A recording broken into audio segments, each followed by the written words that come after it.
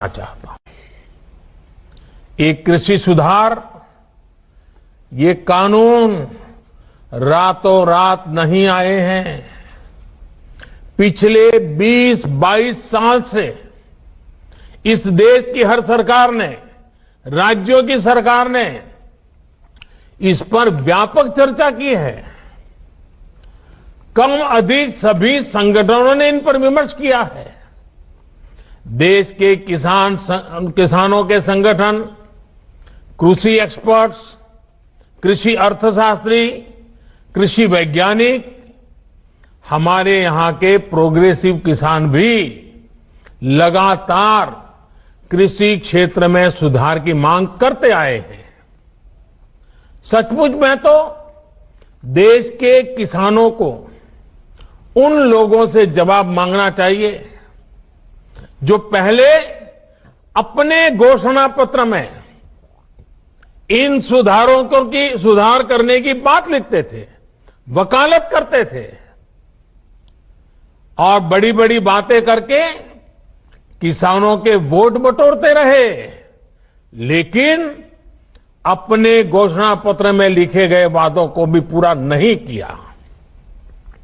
सिर्फ इन मांगों को टालते रहे क्योंकि किसानों की प्राथमिकता नहीं था और देश का किसान इंतजार ही करता रहा।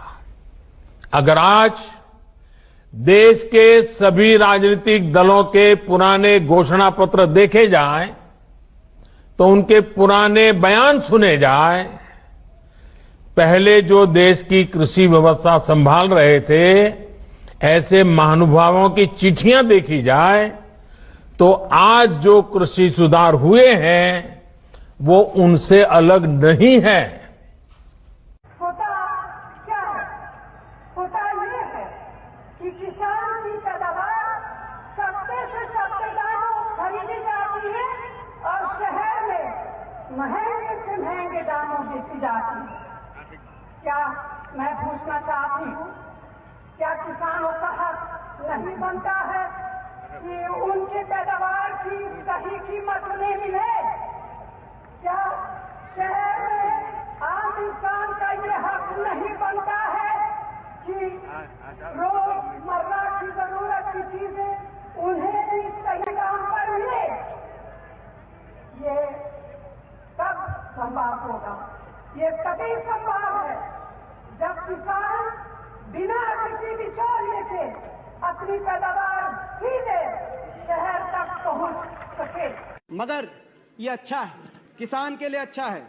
आज किसान को एक विकल्प देने की जरूरत है। जितना विकल्प दे सके उतना अच्छा है, खराब नहीं है किसान के लिए। आज किसान जब सीजन आता है तो अपना आलू 2 रुपए 1 रुपए किलो में बेचता है, उसके 3 महीने बाद अपना ही आलू भी 30 रुपए और 40 रुपए में खरीदने का मजबूर होता है। ऐसे टमाटर की बात है। अपनी ट्रॉली का डाल खोल के किसान सड़कों के ऊपर अपना आलू गिरने को मजबूर होता है, जो फोटो दिखा रहे थे पंजाब के जो सांसद हैं। ऐसे जो किसानों को एक जितना विकल्प दें वो उनके लिए बुरा नहीं हो सकता। विकल्प देने की आवश्यकता है। अगर और कोई ये बाध्य नहीं है कि भाई इन्हीं को देना पड़ेगा। अगर मल्टी ब्रांड रिटेल का कोई एफडीआई के अंदर जो स्टोर है वो किसान को ज्यादा भाव देगा, किसान उसको देगा। कि देश का किसान बेवकूफ नहीं है, देश के किसान को मूर्ख ना समझिए। जो किसान को ज्यादा भाव देगा, किसान अपना फसल उसको देगा, किसी और को नहीं देगा। अगर आड़तिया देगा तो आड़तिया को देगा। जिनको आपने किसान बोता है और बेचना जाता है तो उसके पास कोई मार्केट नहीं है, उसको मालूम नहीं किस मार्केट में जाना है। अगर मंडी जाता है तो 35 से 40% सामान खराब हो जाता है।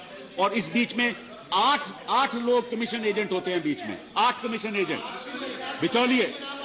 और ये स्टडीज की गई हैं और मेरे पास आंकड़े हैं कि बेचारे किसान को 15 से 17%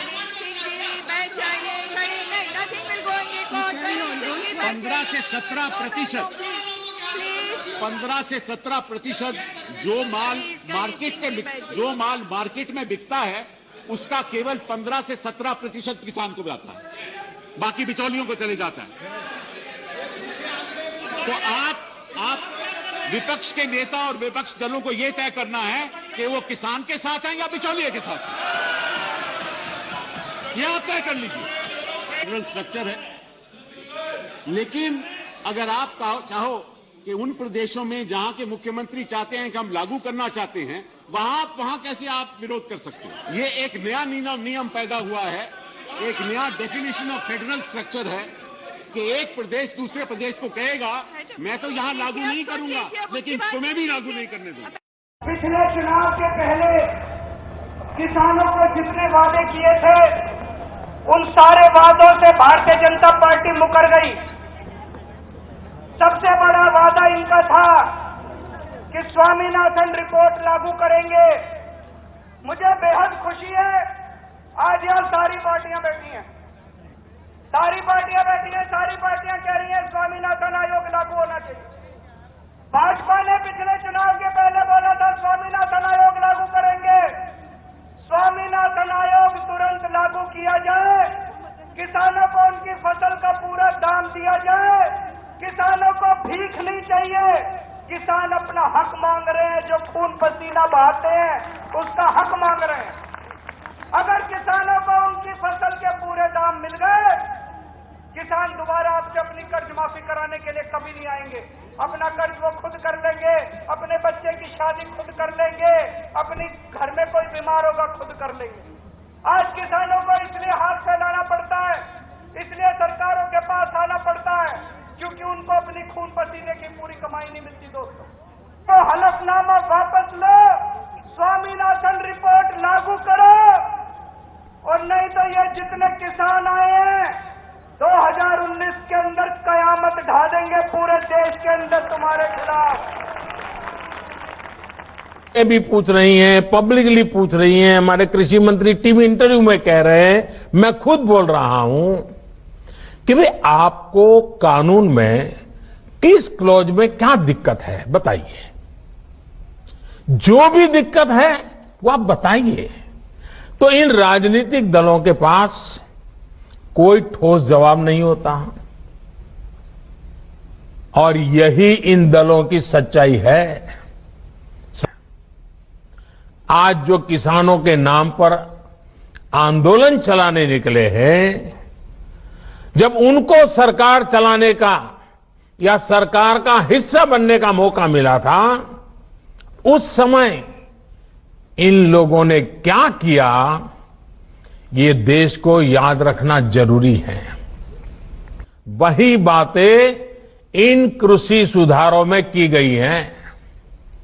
मुझे लगता है उनको पीड़ा इस बात से नहीं है कि कृषि कानूनों में सुधार क्यों हुआ। उनको तकलीफ इस बात में है कि जो काम हम कहते थे लेकिन कर नहीं पाते थे, वो मोदी ने कैसे किया, मोदी ने क्यों किया, मोदी को इसका क्रेडिट कैसे मिल जाए। मैं सभी राजनीतिक दलों को हाथ जोड़ के कहना चाहता हूं, आप सारा क्रेडिट अपने पास रख लीजिए। आपके सारे पुराने घोषणा पत्रों को ही मैं क्रेडिट देता हूं, मुझे क्रेडिट नहीं चाहिए। मुझे किसान के जीवन में आसानी चाहिए, समृद्धि चाहिए, किसानी में आधुनिकता चाहिए। आप कृपा करके देश के किसानों को बरगलाना छोड़ दीजिए, उन्हें भ्रमित करना छोड़ दीजिए। आज झूठे आंसू बहाने वाले लोग कितने निर्दयी हैं, इसका बहुत बड़ा सबूत है स्वामीनाथन कमेटी की रिपोर्ट।